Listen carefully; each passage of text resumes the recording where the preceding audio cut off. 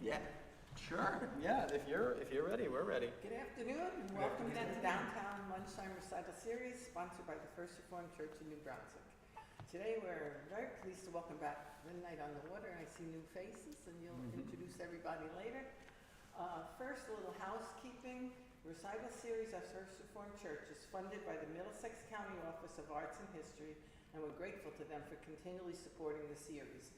We have 8 recitals a year, 4 in spring and 4 in fall, and today is the 3rd of the spring 2025 season. So we hope to see you all again in 2 weeks. Today's performance will be followed with a Q&A. And if you're online, please use the chat feature for questions. And after the performance, we have lunches available downstairs. If you're parked in the Church Street deck, I have parking vouchers, so please see me later. And thank you for joining us, and we hope you enjoy the music.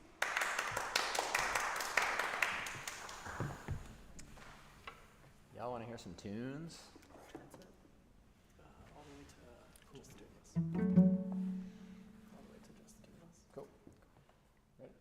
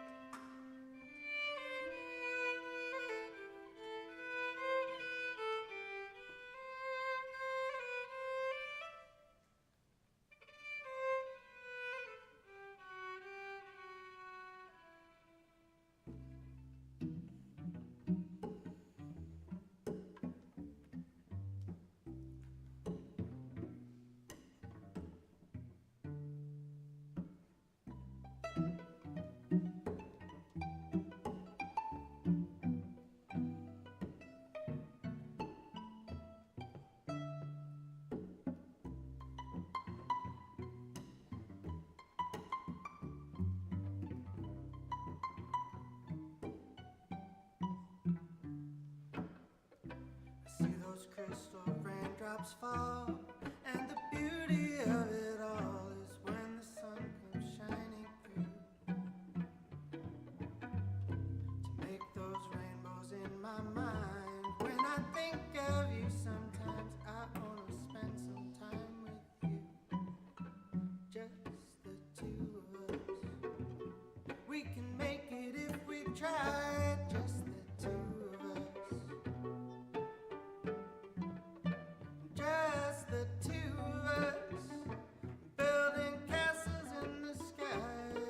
Just the two of us, you and I. Look for love but not for tears. Wasted water, salt that is. It don't make no flowers grow. Good things come to those who wait, not to those who wait too late. We've gotta go for all we know. Just the two of us. We can make it if we try. Just the two of us. Just the two of us. Building castles in the sky. Just the two of us. You and I.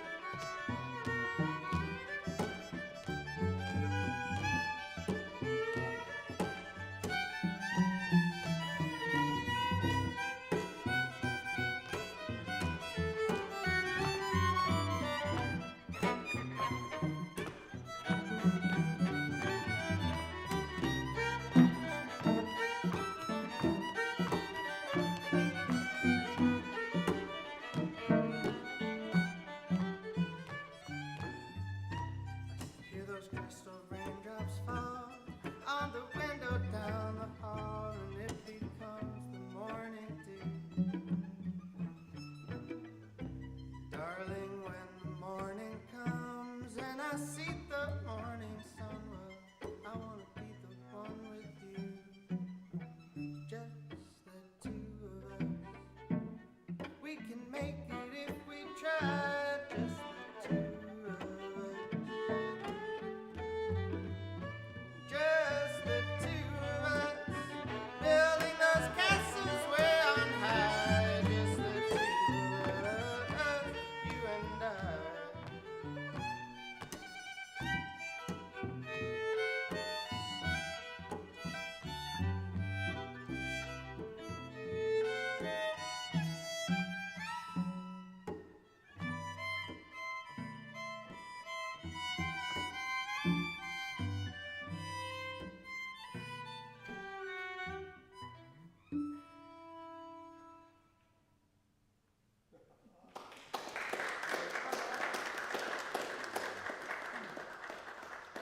Thanks, y'all. So that was just a little snippet of something that we usually do as a much larger work. We've been calling those our supersets, where we jump between different genres.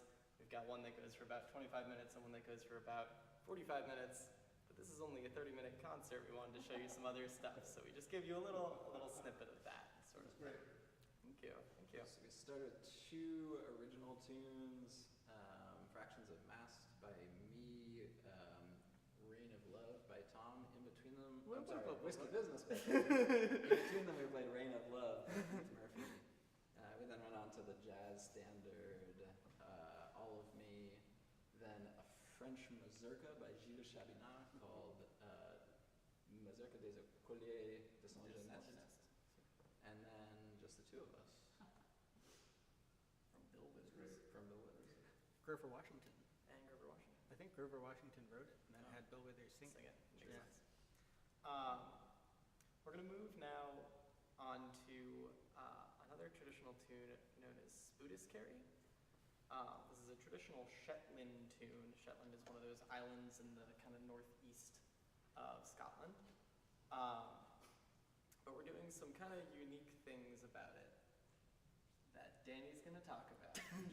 As my brain just turned off. So one of our further afield inspirations, particularly in how we accompany each other sometimes, is mid-20th century Western art music, and especially minimalist schools of music, composers like Steve Reich and Terry Riley.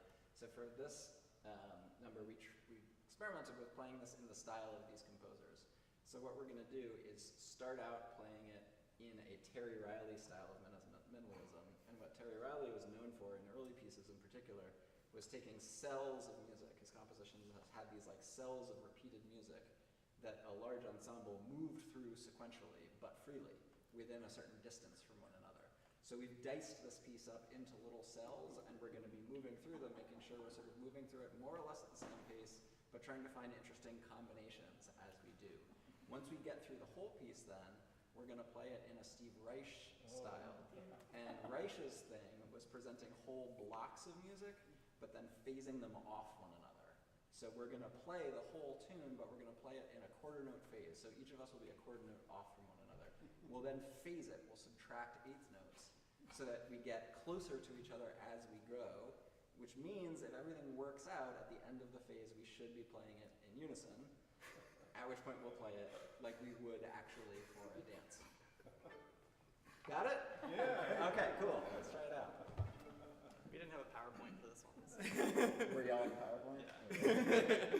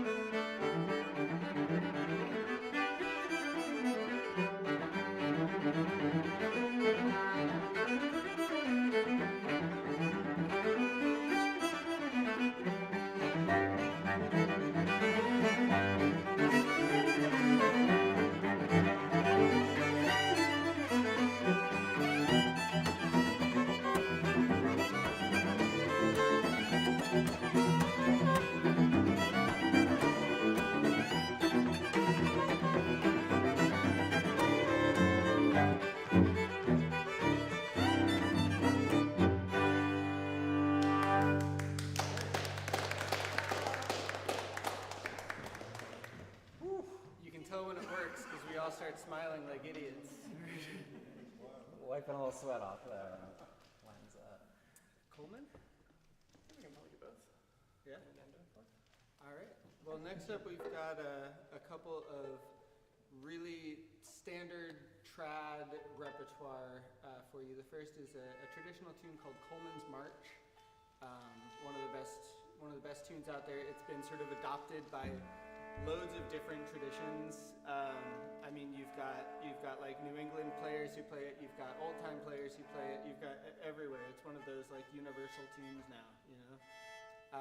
And the second tune is another tune by Keith Murphy, who wrote the second tune in the first set that we played.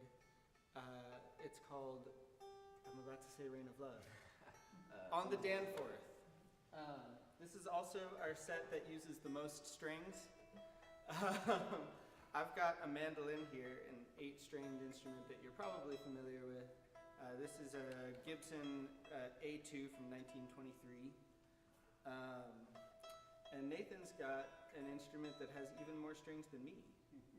So this is called, it's a type of hardanger fiddle. I think folks who've seen me before perhaps saw a traditional version of this that I played. This one is a hardanger d'Amour. It's a new version of the instrument that came out in 2012 that is pitched at the same pitches as these instruments, so it's more of a collaborative instrument. I've got 5 playable strings up top, and beneath it I've got 5 sympathetic strings that kind of give it this really ethereal quality.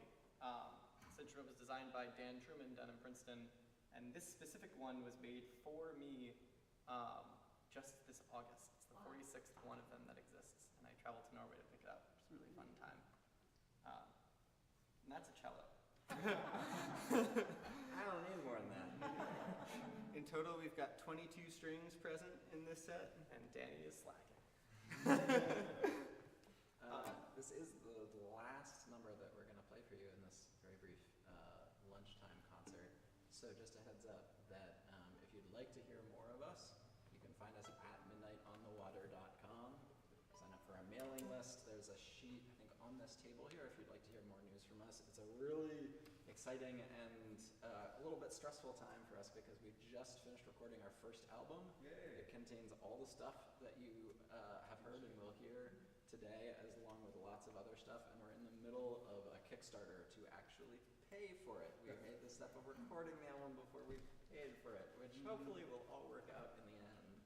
But if you'd like to support it, there are QR codes that go straight to that, and you can also find that information on our website. Yeah, those little sheets have the QR Yes, code, right? right. There's also little Yeah. sheets that have that information. And all over the that place. Kickstarter is also just a great way to pre-order the album, Yes. so that you can hear it before anybody else when it drops, probably in the fall.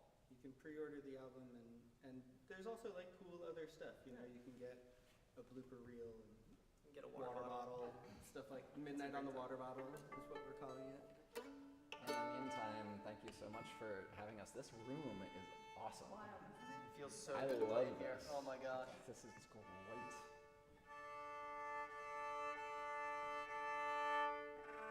We're so often outside or in barns or things. Or in concert halls that just don't have this combination of like liveness and clarity. And it's really nice to play a soft note amidst a wash of other things, and it like comes through, you know? It's really great.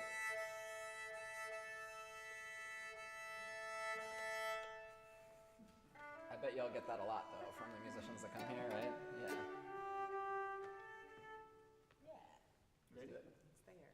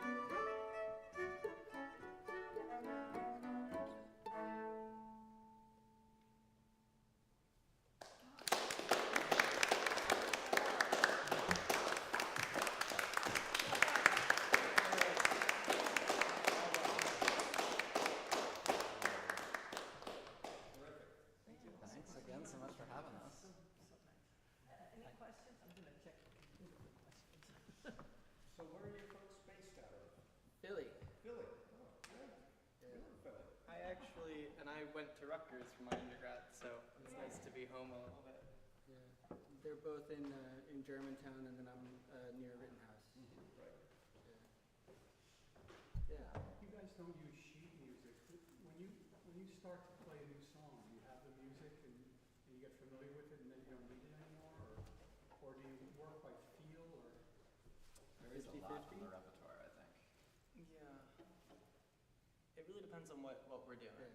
Yeah. Most of the time, the music we tend to play, there aren't really good facsimiles of what's actually going on out there.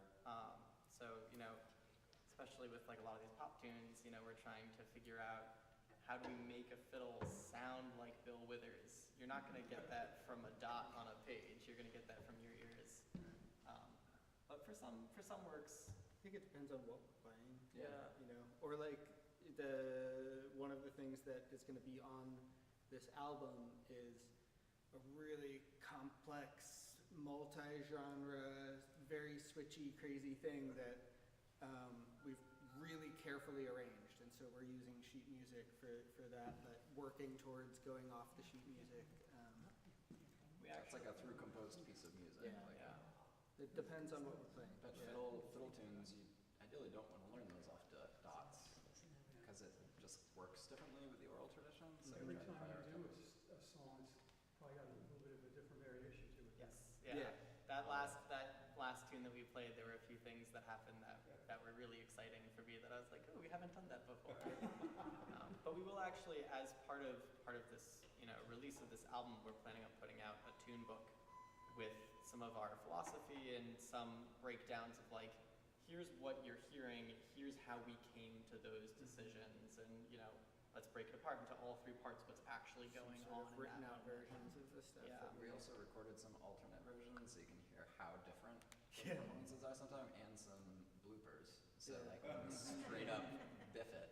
Yeah. Often we can like recover, but sometimes it's Well, risk taking is the soul of art, There's right? one part where Danny just punched a microphone Yeah. accidentally, went to go grab their bow, and just bam! bang.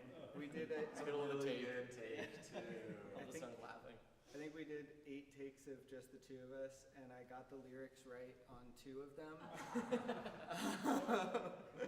So we've got a lot of really good takes. We're just in the middle. It's, oh, darn it. And then obviously lots of improvised stuff that is varied every time. I was wondering with the guitar with all the strings, if they're underneath the other strings, the Mhm. violin, what am I saying? Yeah. Because somebody wrote something on the thing. How does the bow get to them? Yeah, so for me it feels very similar, as you kind of heard, to when you put the pedal down on a piano.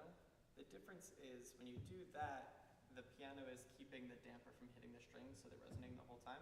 What's happening here is they're vibrating sympathetically. So these bottom strings, I'm not actually touching at all, except when I'm trying to tune them. But the way a violin works, to get real quick and a little technical, is the vibrations from the strings hit this bridge and then travel down into the body through a peg that's in there. And on the way, when they touch the sympathetic strings, those will start to vibrate, kind of in the way, like the whole classic, like, opera star can shatter glass by singing at the same vibrating as the glass. It's that, but a little bit less destructive. Yeah. Amazing. Good question. I saw another one, yeah. I don't think of these instruments as being percussion instruments, but you're making so much. Is there a particular name for that technique, or? Yeah, some of them. The chop is the one that's most familiar from fiddle music. Yeah. This, Okay. which is really originally derived, I think, from like bluegrass mandolin players. Okay. If you hear a bluegrass mandolinist comping, they're often just going on the offbeat. But that's been like developed exactly. Yeah. What did you call it? It's the chop. Chop. Yeah. But that's been this like simple down chop has been sort of developed on our instruments into much more complex patterns. And then there's also some like hammer-ons with the left hand, silent pitches drawn from guitar. guitar playing. So it's sort of like looking at different instruments that have a little bit more of a history of incorporating percussion into their physicality and figuring out how to represent that Yeah. on these instruments. If I closed my eyes, I felt like you had a percussionist. Yeah. Great. I think that's really cool. Awesome, love it. That's a goal, that's lovely. Yeah. Theoretically, the guy who invented the chop was a bluegrass fiddle player named Richard Green. He came up with that, Yeah. and now it's become like super ubiquitous in bluegrass, but it's sort of making its way around. It's famously dangerous though, because it's a lot of noise. And so, especially in a jam session, it has to be deployed very judiciously, right? Because when you're playing with 50 other people, if 25 of them are going, It's kind of all you hear. Yeah. Are there any? It was really cool. Thank you all so much. And I think there's lunch downstairs, right? Lunch downstairs. thank you all. And marking vouchers if anybody needs them. And the sign up, Oh yeah. Yes, yeah, mailing list is over there, or just take one of these little QR sheets. Midnight, well, we'll walk the elevator's working. There's a nice lunch downstairs.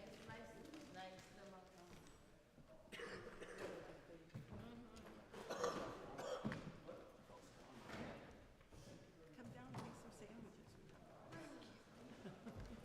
Take the elevator, Yeah, I cannot walk downstairs. So where's your next gig? Uh,